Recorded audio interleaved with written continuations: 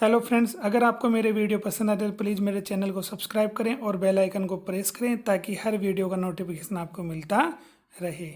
Social science के part 2 में हम बात कर रहे थे दिल्ली सल्तनत की, और उसमें एक वंश हमने पढ़ लिया था गुलाम वंश, जिसने सबसे पहले दिल्ली सल्तनत पर अपना अधिकार कायम किया। गुलाम वंश के बाद में अगला जो वंश आया उसका नाम है खिलजी वंश। ये खिलजी वंश, इसके संस्थापक कौन बने? इनके संस्थापक बने जलालुद्दीन फिरोज खिलजी। इन्होंने क्या किया था कि गुलाम वंश का जो अंतिम शासक था उसका नाम था क्यूमर्स, और उस अंतिम शासक की इन्होंने हत्या कर दी और दिल्ली पर एक नए वंश की स्थापना कर दी, खिलजी वंश। तो 1290 ईस्वी में जलालुद्दीन फिरोज खिलजी ने खिलजी वंश की स्थापना दिल्ली में की। इनका समय ज़्यादा नहीं रहा, तो मात्र 6 साल इन्होंने शासन किया, और इनके भतीजे और दामाद जिन्होंने इनकी हत्या करवा दी, कहाँ पर? इलाहाबाद में। तो उत्तर प्रदेश में इलाहाबाद नामक स्थान पर 1296 ईस्वी में इनका जो भतीजा था जिसका नाम था अलाउद्दीन खिलजी, उसने अपने चाचा जलालुद्दीन फिरोज खिलजी की क्या करवा दी? हत्या करवा दी। फिरोज खिलजी की हत्या होने के बाद में अलाउद्दीन खिलजी जो थे उन्होंने कार्य किया, और उनके कुछ महत्वपूर्ण कार्य हैं, जैसे उन्होंने कुछ सिक्के चलाए जिस पर उन्होंने स्वयं को द्वितीय सिकंदर मान का नाम सुना आपने, मैसेडोनिया के शासक थे, और ये किसके समकालीन थे? चंद्रगुप्त मौर्य के समकालीन थे। तो चंद्रगुप्त मौर्य के समय सिकंदर महान शासक रहे थे मैसेडोनिया के। तो सिकंदर की तुलना किसने कर ली? अलाउद्दीन खिलजी ने स्वयं को सिकंदर के बराबर शासक माना, और सिकंदर के रूप में स्वयं को सिक्कों के माध्यम से संबोधित करने का इन्होंने कार्य किया। राजस्थान की हम बात कर लें तो 1301 में इन्होंने रणथंभौर पर क्या किया? आक्रमण किया। और रणथंभौर पर आक्रमण किया तो उस समय रणथंभौर के जो शासक थे उनका नाम था हमीरदेव चौहान। काफ़ी लंबा संघर्ष चला, अंत में हमीरदेव चौहान इस युद्ध में हार गए, और रणथंभौर पर अधिकार किसका हो गया? अलाउद्दीन खिलजी का।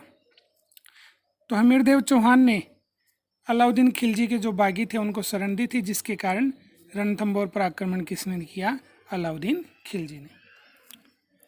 फिर अगला जो आक्रमण राजस्थान की हम बात करें तो 1303 में हुआ। कहाँ पर आक्रमण किया गया? चित्तौड़ पर। जब अलाउद्दीन खिलजी ने चित्तौड़ पर आक्रमण किया उस समय चित्तौड़ के शासक कौन थे? तो राणा रतन सिंह। तो राणा रतन सिंह उस समय चित्तौड़ के क्या थे? शासक थे। तो रतन सिंह की पत्नी थी जिनका नाम था पद्मावती।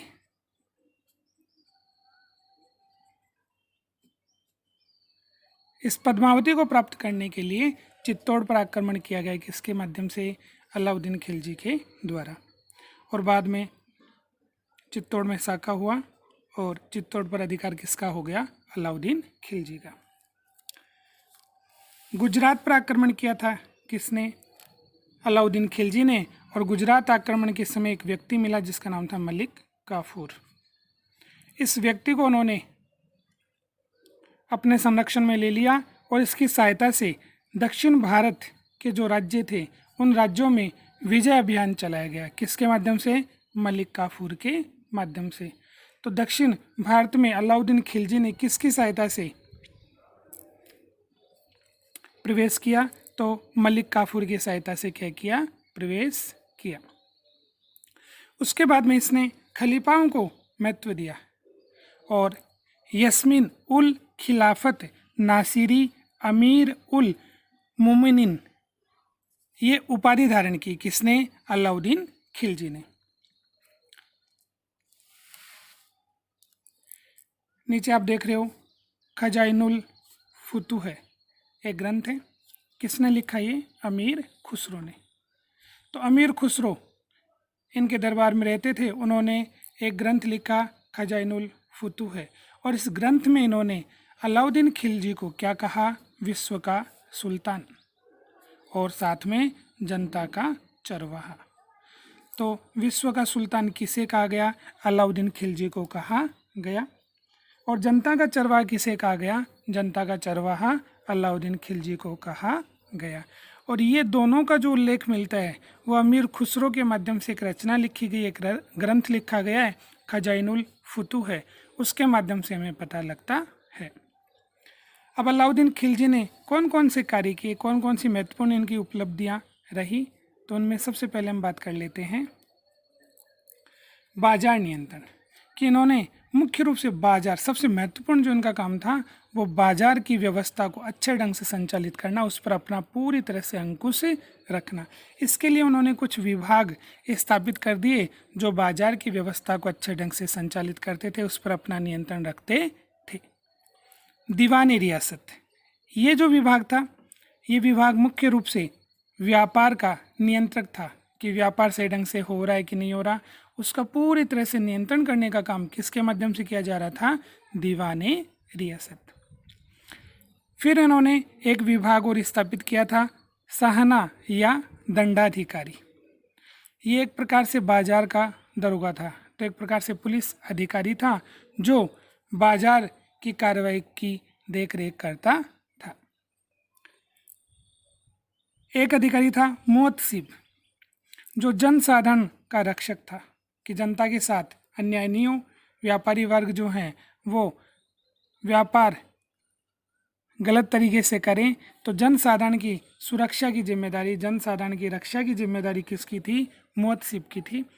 और ये नापतोल निरीक्षण करता था कि सही से व्यापारी हैं वो नापतोल कर रहे हैं या नहीं कर रहे हैं। अगर नहीं कर रहे हैं तो इसकी सूचना वो किसको देते थे? वो अलाउद्दीन खिलजी को देते थे। ऐसे ही एक है बरीद ए मुमालिक, ये एक प्रकार से गुप्तचर अधिकारी हुआ करता था जो कि गुप्त सूचना किसको देता था? अलाउद्दीन खिलजी को।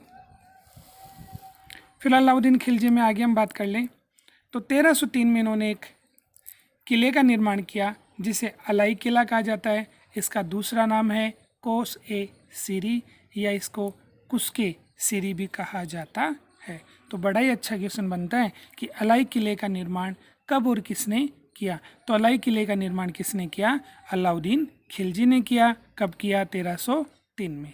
या फिर ऐसे पूछ लिया जाए कि कुस्के सीरी का निर्माण कब और किसके माध्यम से किया गया? तो कुस्के सीरी का निर्माण किया गया अलाउद्दीन खिलजी के माध्यम से 1303 में। एक इनका जो महत्वपूर्ण कार्य था वो था कि सैनिकों को ये नगद वेतन देने का कार्य इन्होंने प्रारंभ किया।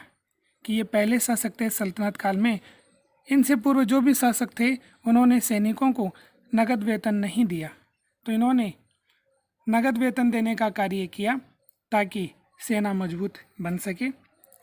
इनके बाद में कुतुबुद्दीन मुबारक खिलजी जो इनके पुत्र थे वो शासक बने, और इस प्रकार से अंतिम रूप से जो खिलजी वंश का अंतिम शासक बना उसका नाम था नासिरुद्दीन खुसरो शाह।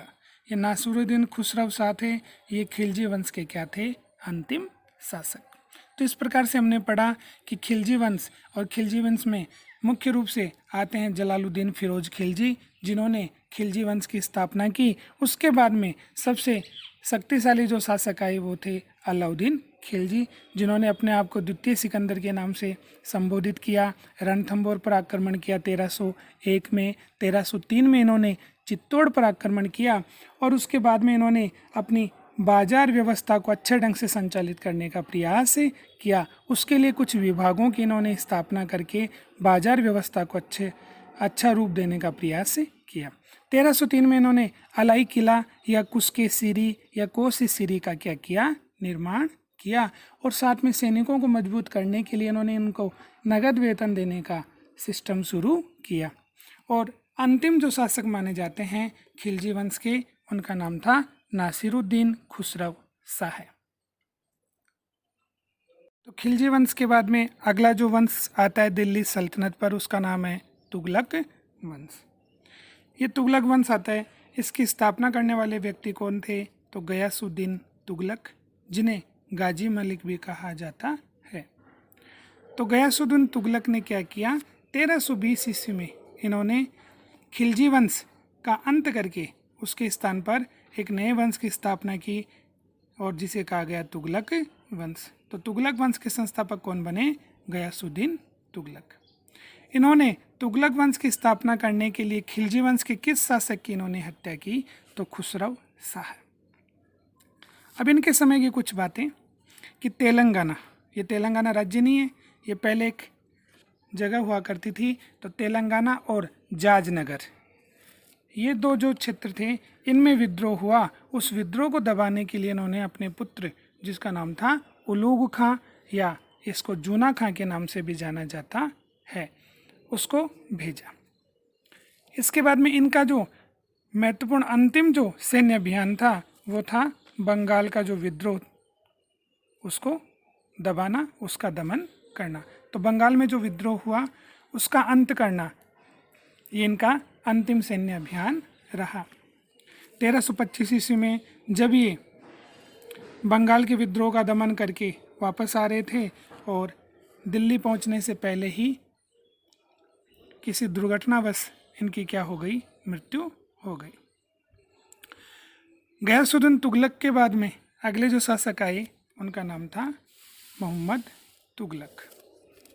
तो इसको मोहम्मद बिन तुगलक भी कहा जाता है या मोहम्मद तुगलक भी कहा जाता है। सल्तनत काल में जितने भी शासक हुए उनमें सबसे ज़्यादा विद्वान कौन थे? मोहम्मद तुगलक। तो सबसे ज़्यादा विद्वान थे, लेकिन ये अपनी योजनाओं में सफल नहीं हो पाए। अब बात कर लेते हैं इनकी। तो इनकी प्रमुख योजनाएं थी 5। इन्होंने 5 योजनाएं चलाई, जिसका उद्देश्य क्या था कि शासन व्यवस्था को अच्छा स्वरूप प्रदान करना था, शासन को सुरक्षित रखना था। तो इस प्रकार से इन्होंने 5 योजनाएं चलाई। इन 5 योजना में बात कर लें तो एक तो इन्होंने राजधानी चेंज की, राजधानी को परिवर्तित किया। इधर आप मानचित्र में देखें तो देखो, ये भारत का उत्तर पश्चिमी जो हिस्सा है, इस हिस्से से भारत पर क्या होते रहे हैं? आक्रमण होते रहे हैं। तो यहाँ से आक्रमण होगा और इसके पास में कौन है? दिल्ली। तो ये दिल्ली सुरक्षित नहीं रहती थी, दिल्ली पर आक्रमण होते रहते थे। तो इन्होंने सोचा कि अगर राजधानी को यहाँ से हम स्थानांतरित कर दें, नीचे की तरफ लेकर के जाएं दक्षिण भारत में, तो महाराष्ट्र वाला जो क्षेत्र है, इस क्षेत्र में इन्होंने राजधानी को परिवर्तित किया। तो दिल्ली से राजधानी कहाँ पर लेकर के गए? तो राजधानी लेकर के गए देवगिरी, और इस देवगिरी को इन्होंने दौलताबाद के नाम से संबोधित किया। अब इस राजधानी को परिवर्तित करने में इन्होंने क्या किया? जबरन प्रयास किया। यहाँ पर ये नहीं देखा कि व्यक्ति चलने में सक्षम है या नहीं है। तो स्वयं के राज्य को सुरक्षित रखने के लिए उन्होंने राजधानी तो परिवर्तित की, लेकिन वो दमनकारी रहा। जो व्यक्ति चल नहीं सकते थे उसे जबरन वहाँ से ले जाया गया। तो इससे जनता जो थी वो इनकी क्या बनी? विरोधी बनी। तो एक तो राजधानी का इन्होंने क्या किया? परिवर्तन किया। दूसरा, दोआब में कर वृद्धि। दोआब किसको बोलते हैं? दोआब बोलते हैं 2 नदियों के बीच वाला स्थान। यहाँ पर देखो, दिल्ली से आगे की तरफ चलें तो उत्तर प्रदेश और ये बिहार वाला जो क्षेत्र है, नदियों वाला क्षेत्र है। तो यहाँ पर गंगा और यमुना नदियाँ बहती हैं और ये जो क्षेत्र काफ़ी उपजाऊ माना जाता है। तो यहाँ पर सबसे ज़्यादा उत्पादन होता था, तो उत्पादन की अधिकता थी। अब मोहम्मद तुगलक ने सोचा कि अगर यहाँ उत्पादन ज़्यादा होता है और यहाँ पर अगर कर में क्या कर दें? वृद्धि कर दें। तो इन्होंने उत्पादन पर कितना कर लगा दिया? 50% क्या लगा दिया? कर लगा दिया। अब 50% कर देने में किसान असमर्थ रहे। उसका मूल कारण क्या था कि उसी समय अकाल पड़ गया और अकाल पड़ने में किसान कर देने में असमर्थ रहे। तो जबरन कर वसूला गया, जिससे भी जनता इनकी क्या बनी? विरोधी बनी। इसके बाद में देखो, इनकी एक कार्य और था सांकेतिक मुद्रा का प्रचलन। तो सांकेतिक मुद्रा का इन्होंने प्रचलन किया। उसमें तांबा और कांसा, इनको आपस में मिला करके इन्होंने मिश्रित सिक्के चलाए। अब ये सिक्के तो चला दिए लेकिन राजकीय नियंत्रण नहीं रखा। कहने का मतलब ये हुआ कि इन सिक्कों का निर्माण सिर्फ और सिर्फ कौन करेगा, राजा के माध्यम से किए जाएंगे। लेकिन राजकीय नियंत्रण नहीं होने के कारण पैसे वाले जो व्यक्ति थे उन्होंने स्वयं इनका तांबे और कांसे की मिश्रित धातु बना करके सिक्के प्रचलन में कर दिए, जिसके कारण राज्य को कोई फायदा नहीं हुआ। फिर इन्होंने 2 अभियान चलाए थे, खुरासान पर आक्रमण किया, ऐसे ही कराचील पर भी इन्होंने आक्रमण किया और दोनों में पूरी तरह से ये क्या रहे, असफल रहे। तो इस प्रकार से 5 इन्होंने योजनाएं चलाई और पांचों के पांचों योजनाएं असफल रही। इसके कारण इनको कहा जाता है अंतर्विरोधों का विस्मयकारी मिश्रण और रक्त का प्यासा। तो बड़ा ही अच्छा क्वेश्चन बनता है कि अंतर्विरोधों का विस्मयकारी मिश्रण किस शासक को कहा जाता है, या रक्त का प्यासा किस शासक को कहा जाता है। तो आंसर आता है मोहम्मद तुगलक। इनके समय में एक व्यक्ति लगभग 1333 ईस्वी के आसपास एक व्यक्ति आया मोरक्को कि अफ्रीका महाद्वीप जो है, उस अफ्रीका महाद्वीप में एक व्यक्ति भारत की ओर आया, इब्न बतूता। तो इब्न बतूता जो था वो मोरक्को से किनके समय आया, मोहम्मद तुगलक के समय आया।